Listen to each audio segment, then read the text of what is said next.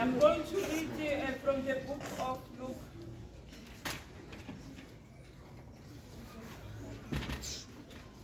Luke chapter 24, from verse 25. He said to them, "How foolish you are! How slow to believe all that the prophets have spoken. Did not the Messiah have to suffer these things and then enter his glory?" And beginning with Moses and all the prophets, he explained to them what was said in all the scriptures concerning himself. As they approached the village to which they were going, Jesus continued as if he were going further. But they urged him strongly, "Stay with us, for it is nearly evening. The day is almost over." So he went in to stay with them. When he was at the table with them, he took bread, gave thanks, broke it, and began to give it to them. Then their eyes were opened and they recognized him, and he disappeared from their sight. They asked each other, "Were not our hearts burning within us while he talked with us on the road and opened the scriptures to us?" They got up and returned at once to Jerusalem. They found the 11 and those with them assembled together and saying, "It is true, the Lord has risen and has appeared to Simon." Then the two told what had happened on the way and how Jesus was recognized by them when he broke the bread. Father, I thank you for the public reading of your word. May you transform our hearts and our minds. In the name of Jesus, amen. Amen. I'm going to talk about Jesus' glory. When we talk about Jesus' glory, it is his perfection of his divinity. Kupheleliswa kobunkulunkulu bakhe mangikhuluma nge-glory, I'm talking about inkazimulo. Kupheleliswa kobunkulunkulu bakhe, and he's worthy of being praised for his glory. Do you understand? Manje uJesu Kristu la izwi likhuluma ngaye uma esevukile ngelanga lesithathu. While he was on his way, uhlangana nabafundi ababili bekhuluma ngale ndaba eyayenzeka esiphambanweni ngeGood Friday, ukuthi uJesu Kristu ngempela kuyenzekile wafa esiphambanweni elesi-2 ilanga wangcwatshwa uJesu Kristu. Manje sebezwile futhi ukuthi ngempela kuthiwa uJesu Kristu uvukile, baxoxa le ndaba. Manje lithi izwi, when Jesus Christ came to them, he came in a different form. He was not recognized by them that he is Jesus.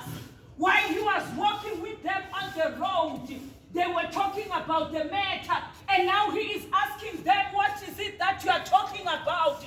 They said to him, they asked him, "Didn't you hear what has happened to Jesus Christ? Didn't you hear the rumors that were happening?" Then Jesus Christ said to them, "How foolish you are! Didn't the Messiah have to suffer many things and then enter his glory?" Jesus Christ was talking about the sufferings that he had to suffer on the cross, but the sufferings were not merely the sufferings, but for him it was a task that he was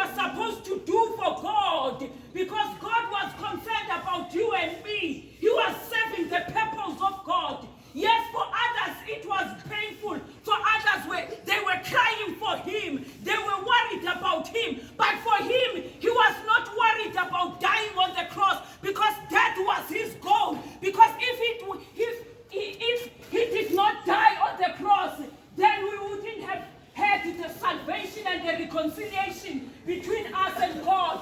We didn't have the hope for life. Do you understand what I'm saying? Because the word says in Philippians chapter 1 verse 21, to live is Christ and to die is gain. Ukufa kuNkulunkulu kuNkosi uJesu kuyinzuzo yebo kubantu uma befa babona bekungeyona inzuzo kodwa uma wamkela uChrist njengenkosi nomsindisi kuwe kuba yinzuzo. Manje uChrist while he was on the cross ukunamazwi wakhulumile kuNkulunkulu wathi Eloi Eloi lama sabachthani, why have you forsaken me? Nkulunkulu wami ungishiyelani na? For the first time Jesus Christ speaking those words, uNkulunkulu beyangaze amshiye ngoba yena wayevele uNkulunkulu esuka ezulwini enobuNkulunkulu kuyena perfect, and he was worthy and engenasi isono. But for the first time uma esesiphambalweni usezizwa eshiwa uNkulunkulu, ingoba phela manje kwakufanele ukuthi uma ethweswa izono zethu,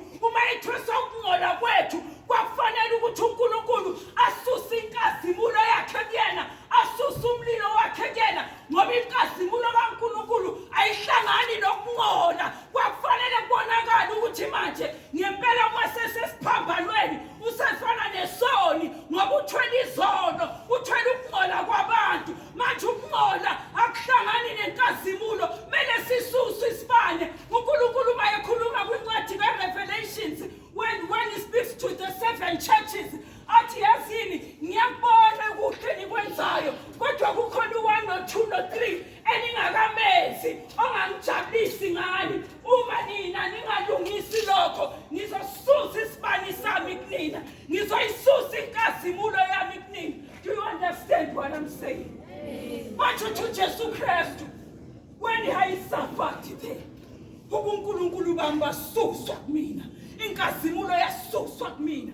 Kodwa uthi masengiqedile ngifeze intando kaNkulunkulu, nailing everything on the cross, ngiqeda ngesono and destroying the power of death and destroying the power of the devil, which were the stumbling blocks esenza abantwana bakaNkulunkulu kuba bangaphumeleli, esenza abantwana bakaNkulunkulu ukuthi bangajabuli, bangayitholi impilo. Ukuze bathole impilo, I have to destroy the old order of things and bring the new things. Uthi uNkulunkulu uJesu Kristu in Isaiah 43 verse 18 to 19, uthi forget the former things, uthi bheka I'm making a new thing, uthi do not dwell in the past, uthi yena akasebenzeli lapho khona kukhona ukungcola, akasebenzeli phezu kwepast.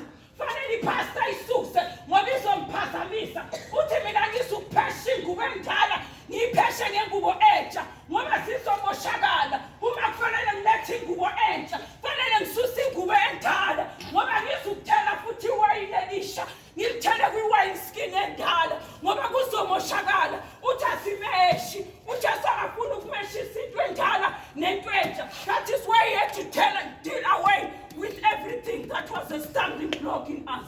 Do you understand? Ukuzaletha impilo entsha. Do you understand what I'm saying? Uthi ngoba masengiqedile lapho sengitshela uNkulunkulu Baba, sengikhulumile ngathi mama nayi indodana nangumama. Uthi manje ngibuyisa ubudlelwano ngisho nakubantu abebengazwani ukuthi manje asekho isikhathi sokungazwani, sokuyisikhathi sokuthi nithandane nihloniphane. Do you understand what I'm saying? Babesathi baba bathathelele ngoba bakwazi abakwenzayo. On the cross we were forgiven. Do you understand what I'm saying?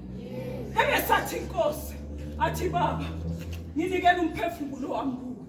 Hayi ushilo before asho lokho wathi baba kufeziwe, wathi I've finished the work, uthi ngiqedile umsebenzi ongithume wona. Uma esekhuluma lapha kuJohn 17 verse 1 wetanayo athi baba esekhulekela abafundi bakhe athi baba manje ngiyabonga ngalabantwana ongiphe bona, manje ngikhazimulise Nkosi ngale nkazimulo ovela ungikhazimulise ngayo kwaseqaleni, ngalesikhathi ngisaziqalele ezulwini ngingekezi la kulomhlaba ongcolile. Ngithe mangifika la wasusa inkazimulo yami, manje ngiqedile umsebenzi ngicela kungikhazimulise ngale nanenkazimulo ovela ungikhazimulise ngayo le nkazimulo engenza ukuthi ngishayine le nkazimulo engenza ukuthi ngipheleliswe ngingabi nakungcola ngaziwa ukuthi nginobunkulunkulu kumina manje ngikhazimulise ngoba finished the work manje lithi izwi likaNkulunkulu nathi uma samukela uJesu njengenkosi nomsindisi ebese usho ukuthi Jesu uyakwamukela enhlizweni yami yazi ukuthi okwenzakalani kuwe kususa lokungcola kuwe kususa lesono kuwe ebese wena wembathiswa inkazimulo kaKristu ukuthi noma ufa manje ufa ngethemba ukuthi nawe njengoKristu uyolala ngethemba ukuthi ngizovuswa naye mayiselele ethuneni wayelele ngethemba lithi izwi in Isaiah 30 verse 15 in repentance and rest is your salvation in quietness and trust is your strength wayenamandla ethuneni enethemba ethuneni ukuthi kusasa ngelanga lesithathu uNkulunkulu baba uzongivusa manje lithi izwi na uma umamukele enhlizweni yakho uyothi noma ulale ethuneni ulale ngethemba ukuthi mhla inkosi ibuya iyokhala icilongo ebese uma uvuka uvukele ekuphileni uvuke ngokuthi uyophila uphile kungaphakade. Do you understand what I'm saying? Ebese nawe wembathiswa ingubo entsha ubhathiswe umzimba ongeke uphinde ufe. Do you understand what I'm saying? Kwakufanele uJesu ukuthi bangamrecognize because manje ebesembathisa inkazimulo ngokushilo wathi bekungamele yini na ukuba ngisuffer many things ebese I enter into my glory. You understand? Now umamukela uChrist, you are entering the glory of Christ. Uthi mina I've overcome the world. Uthi mina nginqobile uSathane njengaye uJesu. Ukuthi noma ngilala ngathi uthi mina eyami indaba ipheleli la. Mina eyami indaba iyophelela ezulwini. Do you understand what I'm saying? Namhlanje sizombonga uNkulunkulu. Sithe uvukile uJesu for us. uJesu unqobile esiphambanweni everything. Uma kuyi Good Friday bemkhalela. Yena wayenqoba konke. Do you understand? Manje uthi wena ungakhathazeki. Uma sikwehlela izimo ukunye. Uthi bheka la overcome the world. Uthi wena nje linda kimi. Nyamezela ngithile egcineni.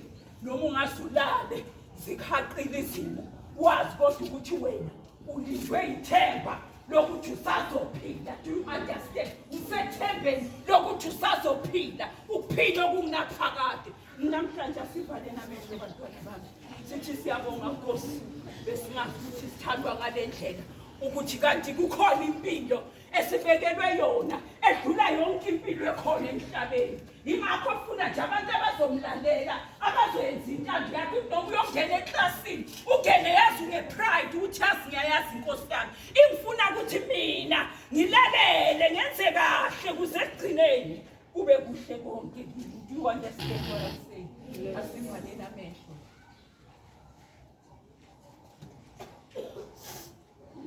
Unkulunkulu Baba, uNkulunkulu Ndodana, uNkulunkulu Moya Oyingcwele.